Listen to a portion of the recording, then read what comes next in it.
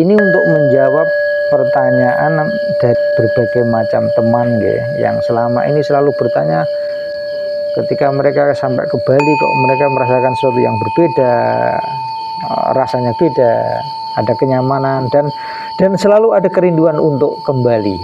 Seperti namanya, selalu ada kerinduan untuk kembali gitu loh. Dan itu benar, karena itu sebenarnya adalah suatu konektivitas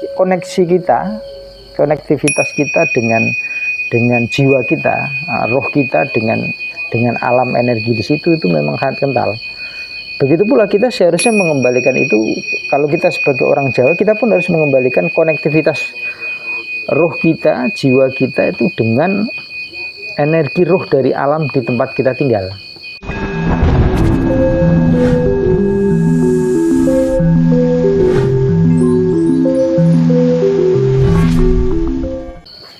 Rahayu, rahayu, rahayu. Selamat sejahtera nggih. Ketemu lagi dengan Sri Teguh Bunga Dharma. Kita akan melanjutkan tema-tema nggih. Kita akan melanjutkan sudut pandang. Kemarin aku sempat menyinggung tentang salah satu fase perjalananku di Bali gitu.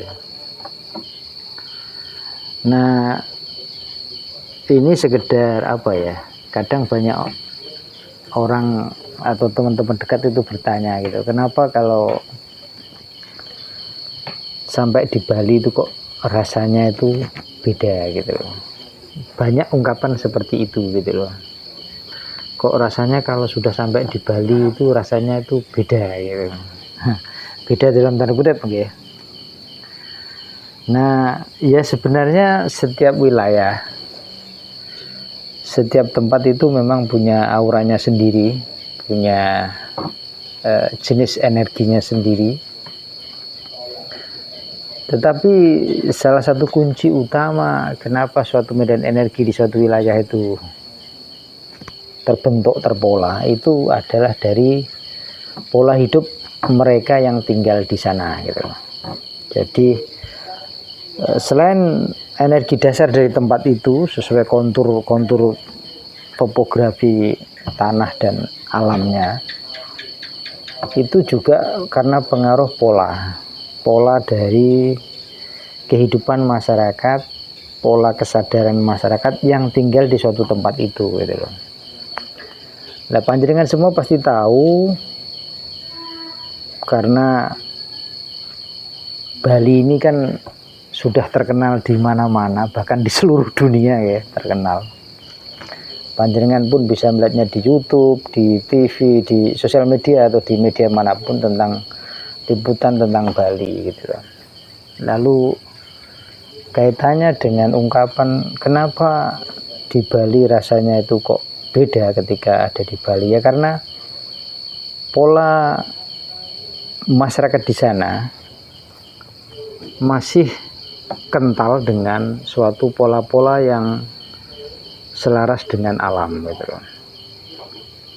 Seperti panjenengan semua telah melihat di semua konten videoku bahwa ya, aku selalu menekankan tentang pentingnya hidup selaras dengan alam gitu. Nah, beberapa contoh wilayah dan juga masyarakat itu yang praktekan itu kan masih banyak, ada Baduy, ada Samin, dan banyak hal, dan juga mungkin secara kehidupan modern adalah di Bali ya. Di Bali itu penuh dengan hidup penuh dengan persembahan, hidup penuh dengan sesaji. Mereka sangat menghormati, menghayati alam di sekitar mereka, baik alam yang terlihat, misalkan pepohonan, misalkan sumber-sumber mata air, dan juga hal-hal yang lain. Mereka juga sangat menghormati dan mencoba menyelaraskan diri dengan para leluhur, dengan para dewa, dengan melakukan berbagai macam persembahan. Dari tingkatan yang paling rendah sampai yang tertinggi. Di Bali semuanya ada. Panjenengan semua pasti sudah tahu hal itu, dan bagi yang pernah berkunjung ke sana pasti juga tahu suasana persembahan, suasana sesaji, suasana ritual di Bali itu sangat kental sekali. Nah, hal inilah yang mengakibatkan aura atau medan energi di Bali itu berbeda. Karena mungkin di tempat panjenengan atau yang mungkin tidak tinggal di Bali, karena pola semacam itu sudah tidak lazim atau mungkin tidak populer lagi, tidak banyak yang mempraktekkan, akhirnya medan energinya pun, kualitasnya pun menurun gitu loh. Tapi sebelumnya di zaman mungkin masa lampau, apa yang dijalankan di Bali itu adalah apa pula yang dijalankan di tempat-tempat lain, termasuk di Jawa.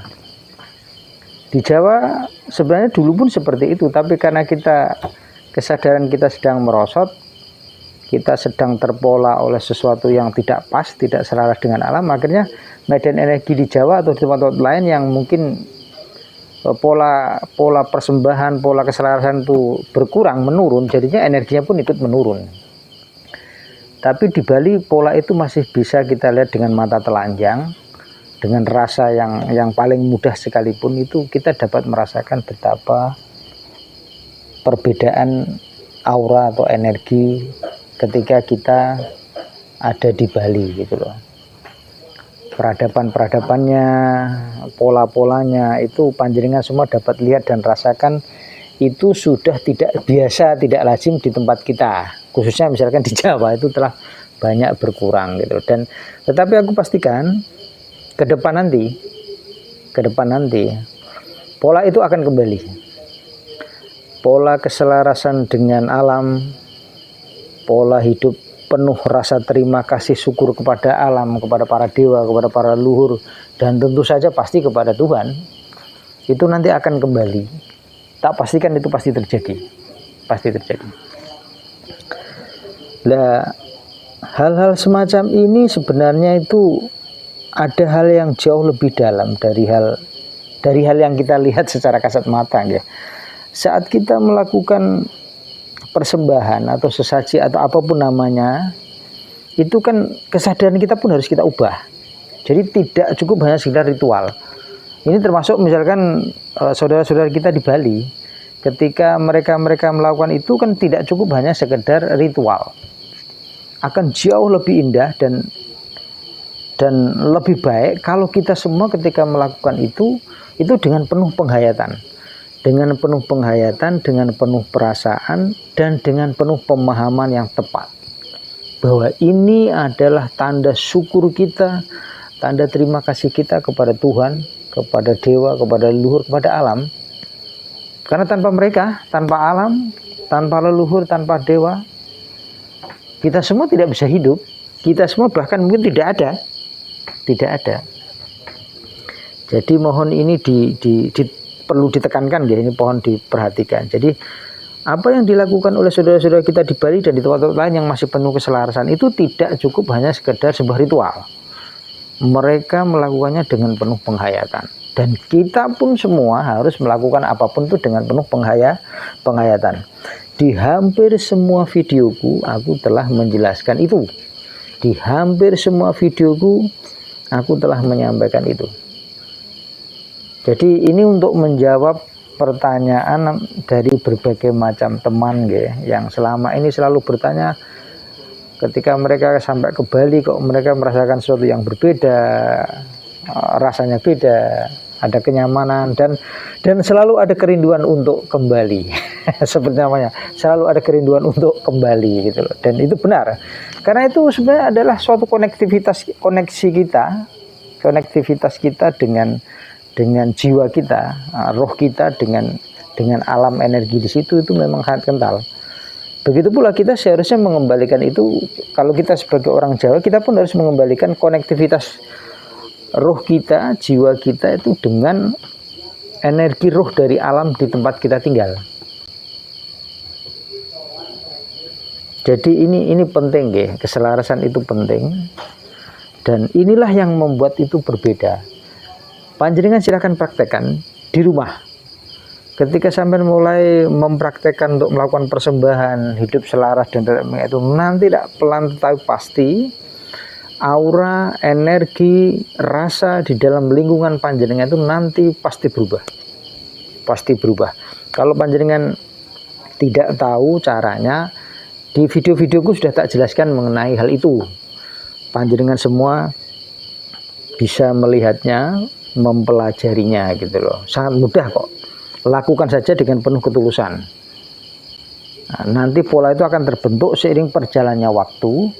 Nanti prasyarat persembahan itu akan terbentuk ketika nanti seiring berjalannya waktu gitu. Jadi lakukan saja. Itu sangat sederhana ya. Jadi ini mohon dipahami ya, bahwa di Bali dan mungkin di tempat-tempat lain yang selama ini terasa auranya beda itu karena mereka kesadaran mereka, pola hidup mereka itu keselarasan mereka dengan alam, dengan leluhur, dengan pepunden, dengan dewa atau apapun panjenengan menyebutnya, dengan malaikat atau apapun, mereka telah nyawiji dengan alam. Mereka yang perwujudan Tuhan itu keselarasan itu sangat luar biasa. Itu yang membuat aura di lingkungan wilayah tempat itu menjadi berbeda. Anda merasa nyaman, Anda merasa baik, Anda merasa selalu terindukan, Anda selalu merasa tersentuh dalam tanda kutip ya, merasa tersentuh gitu. Itu karena itu. Jadi mari kita praktekkan itu seperti juga yang selama ini aku praktekkan dan kami di Bunga Dharma praktekkan. Panjenengan semua pun bisa melakukannya sendiri di rumah sesuai dengan kemampuan dan cara panjenengan. Jika belum jelas, panjenengan dapat melihat di video-videoku yang sudah aku jelaskan tentang hal itu. Matur nuwun nggih. Rahayu, rahayu, rahayu.